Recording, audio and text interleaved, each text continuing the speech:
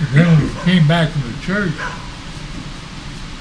started to celebrate with all that food, all that booze, all that beer, you know.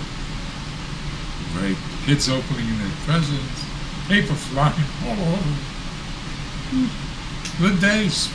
And you didn't get a present that was worth $200. You got a present worth $1.50, $2, you know.